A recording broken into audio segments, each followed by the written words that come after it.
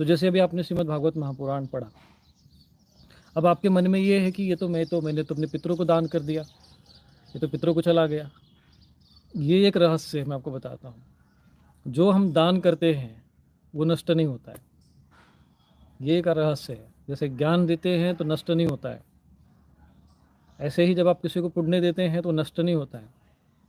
साधु महात्मा के पास लोग आते प्रणाम करते हैं, कई पुण्य उनका या आशीर्वाद देते रहते भाई, जो भी वो नष्ट नहीं होता है, क्योंकि वो आपने सद्भाव से दिया है, आपने अपने कर्तव्य की पूर्ति की है। तो पाठ किया, उसके कारण ज्ञान मिला, अपने पितरों के निमित्त अपना दायित्व निभाया, तो उससे जो पुण्य आपको अर्जित हुआ वो कई गुना बढ़ गया। तो ये पुण्य संचित हो गया आपको उसमें, ये बात है। जैसे मान लीजिए कि हमने जैसे राजा हरिश्चंद्र ने अपना सब कुछ दान कर दिया, कुछ पल के लिए लगा के चलो भाई उसका तो समाप्त हो गया, लेकिन वापस आया ना वो सारा, और आज भी उनका नाम ले रहे हैं। वो तप और पुण्य जो है आज तक चल रहा है उनका।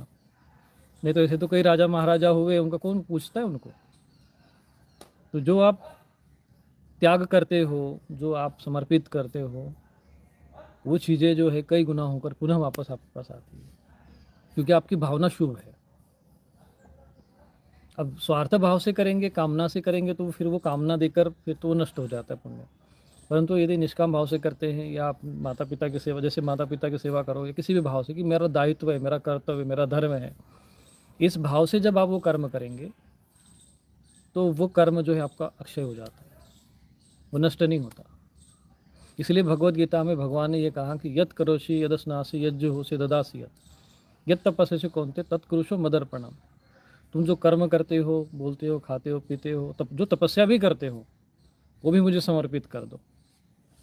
तो मन में ये प्रश्न उठ सकता है किसी के मन में भी, किसी भी श्रद्धा में, अरे हमने जब समर्पित कर दिया तो हमारे पास क्या बचा, यही ना, ये शंका उठ सकती है। ऐसा होता नहीं, जहाँ आपने समर्पित किया वो कई गुना को आपके पास चक्रवृद्धि ब्याज की तरह वापस आ जाता है।